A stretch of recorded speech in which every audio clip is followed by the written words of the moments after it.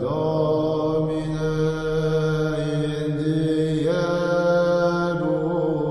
nostris. Amis d'Ad Victoriam, bonjour. Aujourd'hui nous allons parler d'un sujet relativement peu étudié, les armes à feu à la fin du Moyen-Âge. En effet, c'est à cette période que l'on retrouve les ancêtres des armes à feu et des canons modernes. Ce matériel de guerre s'est développé dès le début du XIVe siècle grâce à l'utilisation de la poudre à canon venue tout droit de Chine. En effet, son utilisation par les Chinois remonte au 7e siècle après Jésus-Christ, durant la dynastie des Tang. Quant à la première formule de poudre à canon, elle se trouve dans un ouvrage chinois de 1044, le Wuzhong Zongyao.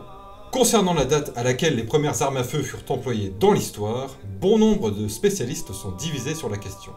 Des historiens affirment que les premiers canons sont utilisés en Europe en 1118 à Saragosse en Espagne. Des bouches à feu furent ainsi employées par les Maures contre leurs ennemis espagnols. Plus tard, ces derniers retournent contre leurs agresseurs ces terribles armes lors du siège de Cordoue en 1280.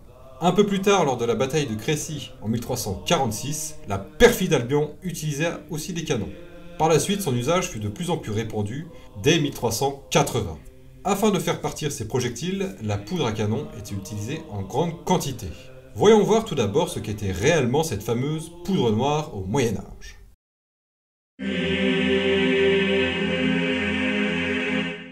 L'utilisation de la poudre noire a bien évidemment permis l'essor des armes à feu.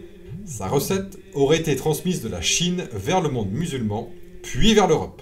On retrouve ainsi des recettes de poudre au XIIIe siècle. Les chimistes du Moyen-Âge utilisaient alors 3 ingrédients fondamentaux: le salpêtre, le soufre et le charbon de bois. Par la suite, ces ingrédients sont purifiés par lessivage, filtration, puis cristallisation, en préparant le charbon de bois à partir de tilleuls ou de saules. Alright, here we go. Fire in the hole.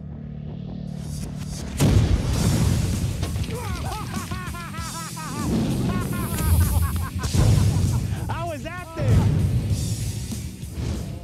Cette innovation est considérée par bon nombre de contemporains comme de la magie d'alchimiste, ou encore comme étant une arme du diable.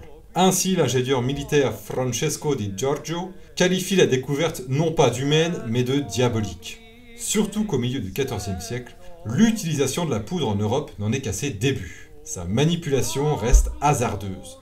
Par exemple, en 1360, tout un quartier de la ville de Lübeck sera pulvérisé par des apprentis sorciers. C'est pourquoi des mesures de prévention ont été mises en place. Afin d'inviter la population à s'éloigner, les chariots de poudre étaient précédés d'un drapeau noir. Mais la poudre sans son canon ne ferait pas grand-chose. Étudions d'un peu plus près ces fameux tubes.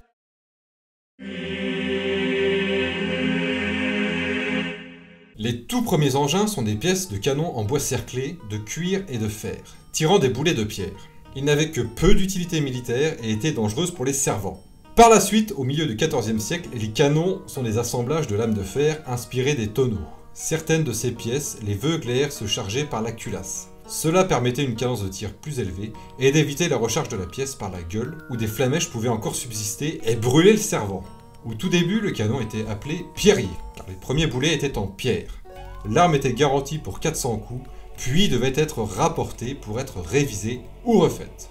L'artisan qui voyait sa pièce revenir et qui avait rempli son contrat s'exclamait « Ah la brave bête, elle a fait ses 400 coups !» L'expression vient de là. Pendant longtemps, la majorité des pièces fut de faible dimension, entre 40 et 400 livres. Elles étaient transportées dans des chariots à 4 roues, il fallait alors déposer le canon sur un chevalet ou un châssis pour qu'il puisse tirer. Mais certains seigneurs ont la folie des grandeurs, tels que le duc de Bourgogne Jean sans peur. Celui-ci fit fondre une grosse bombarde d'airain de 6900 livres, pour laquelle étaient prévus des boulets de pierre de 320 livres. L'une des plus grosses bombardes fut forgée sur commande par un autre noble, le duc de Brabant, dans les années 1409-1411. Son poids atteignait 35 tonnes, un véritable monstre. Petit à petit, on renonce aux pièces géantes, très coûteuses et très peu mobiles. Tout au long du XVe siècle, les techniques s'améliorent, et les forgerons utilisèrent des pièces en fer fondu. Le métal en fusion était ainsi versé dans un moule en forme de cylindre. Avec ces mêmes moules, on pouvait normaliser les calibres, ce qui est plus simple pour produire en série. Le bronze fut aussi utilisé comme pour les cloches. De cette manière, les fabricants de cloches pouvaient se transformer en fabricants de canons. Ainsi, les nouveaux canons sont dotés d'un train de roulement et pèsent de moins en moins lourd. Cela les rend beaucoup plus mobiles.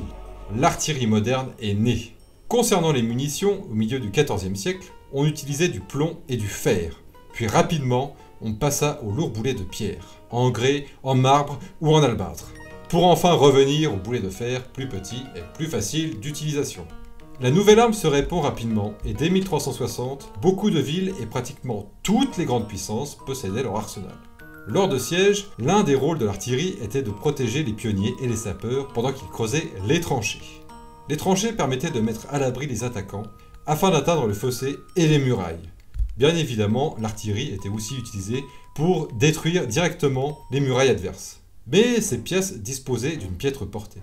Il fallait donc les protéger par des fagots ou d'épais manteaux de bois munis parfois d'ouvertures mobiles. Les villes commencèrent aussi à s'équiper de cette nouvelle arme en fonction de ses richesses et de leur importance stratégique. Cependant, les canons furent aussi utilisés contre l'infanterie. Les frères Bureau, à la fin de la guerre de 100 ans, purent mettre au point des canons plus petits et plus mobiles.